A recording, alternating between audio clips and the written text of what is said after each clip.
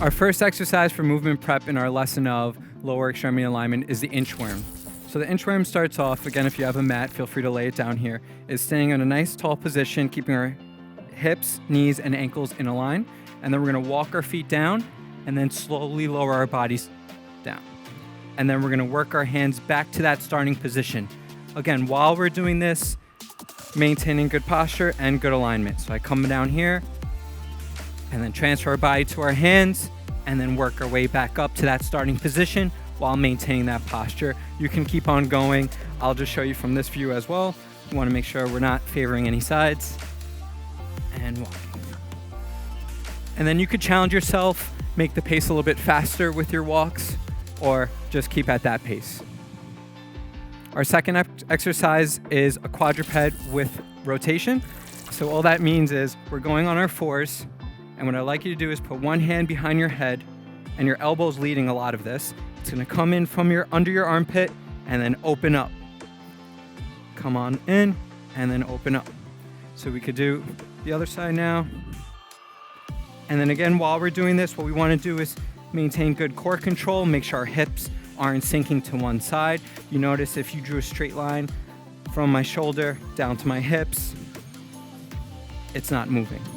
Okay, and then just from the front here, my hands are underneath my shoulders, my knees are underneath my hips, and I'm doing it nice and slowly on both sides.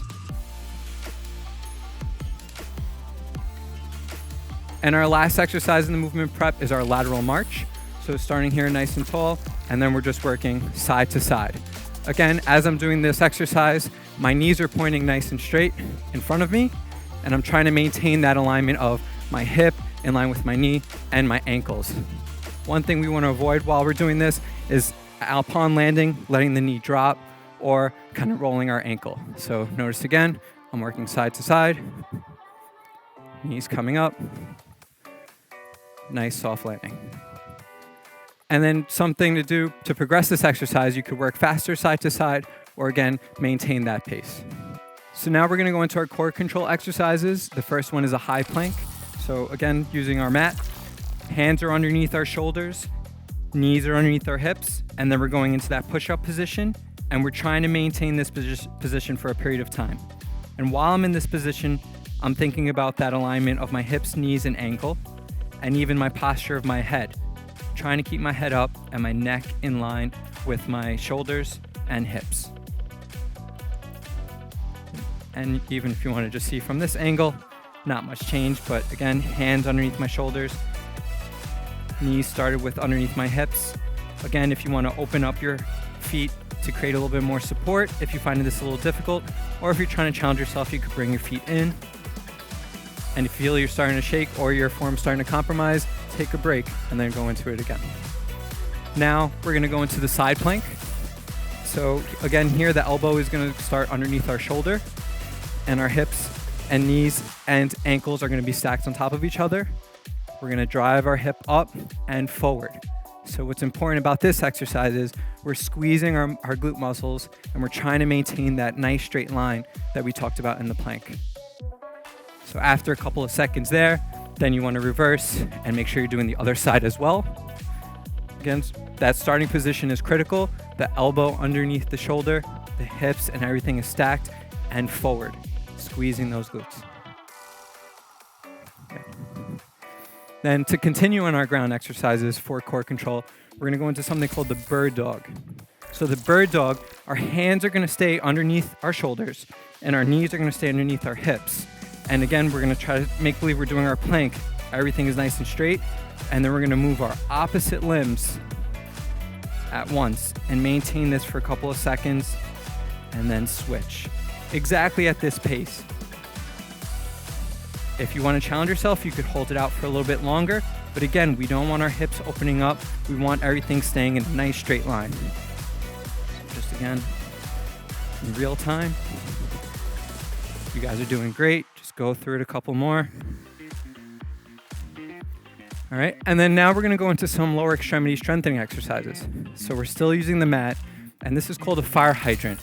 So working off that high plank position again, our hands are underneath our shoulders, our knees are underneath our hips, And what we're going to do is we're going to kick out to the side and then come back to our starting position. Kick out to the side, come back to our starting position. And you notice the rest of my body is keeping that good alignment and nice and still. Again, we don't want to favor one side, so make sure you flip around and you're doing the right as well. And look at my hips. If I try to balance something on my hips, it shouldn't move. The second exercise in our lower extremity strengthening is side lying abduction. So we're going to start off on our left hip, and we're going to support our body with our elbow stacked underneath our shoulder. Legs are nice and straight in line, and we're going to kick out and back and work our right hip. So notice as I'm doing this, my hip is in line with my knee and my ankle. I'm not letting the knee sag in forward or straining it too far back. Nice in line with my torso. After you do this a couple of times, we want to make sure it's nice and even, and we do the other side as well. So we talked about that starting position, elbow stacked, everything in line. Now I could begin the exercise and kick up to about this height.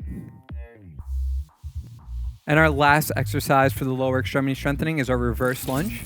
So you're starting in a nice good posture, hands on your hips, taking a right step back, bending both of your knees, and then coming back to our starting position. So again, stepping back. And as I'm doing this, you notice my hip, knee, and ankle are staying in line. They're very important. So as I'm coming here, I'm not letting this sink in here. You could continue doing these as we're talking.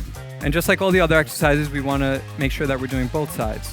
So let's do a couple on our left. Left steps back, bend both our knees, and come back to our starting position.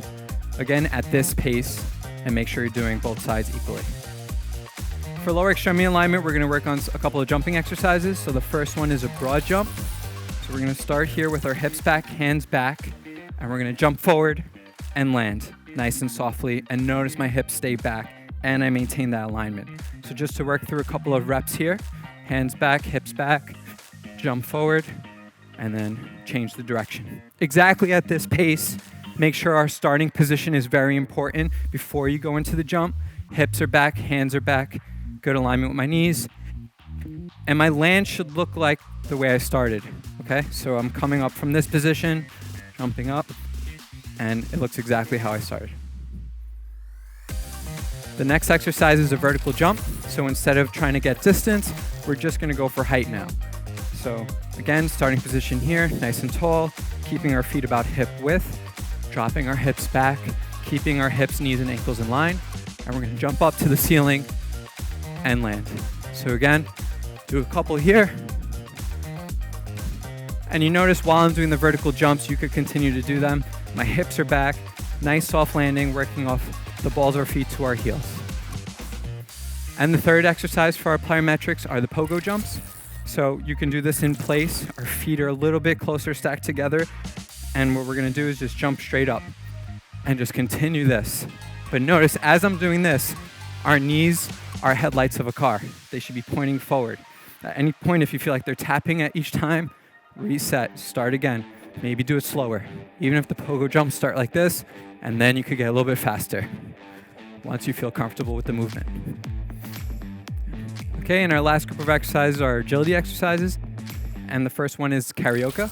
So we're gonna go side to side here, and we're gonna start off pretty slow to get the footwork down. It's left foot back, then you're gonna step to the side, left foot comes forward. Step to the side, left foot back, okay?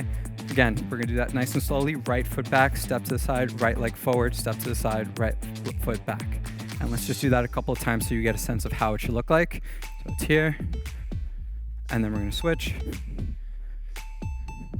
Okay, and again, do this at your pace. Once you feel comfortable with the footwork, you can start to go a little bit faster, but we wanna make sure that we're maintaining good alignment, posture, everything we've been talking about in these videos.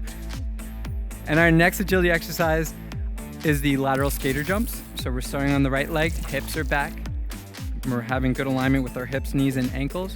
We're gonna transfer to the side, and nice soft landing here. And we're gonna repeat these hops at your pace and at a comfortable distance. We don't wanna try to shoot too far and you lose your balance and lose that alignment.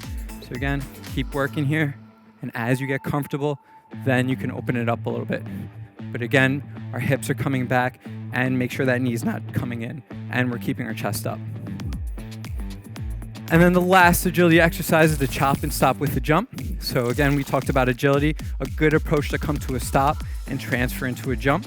We're gonna work in a small space here, run, chop, chop, chop, stop, and then jump up and drop our hips down. Again, running in a small space, chop, chop, chop, hips come back, jump, and land with our hips coming back. Good alignment, everything we spoke of. And to continue to get a front view here, we're gonna run, chop, chop, chop, stop, hold, jump up, and land, okay? Reset yourself, run, chop, chop, chop, hold, stop, jump, and land nice and softly, hips back. And just to recap what we talked about today, lower extremity alignment. It's very important to maintain our hips, knees, and ankles in a straight line when we're doing our exercises. So thank you for joining us today, and we hope to see you tomorrow with our other content.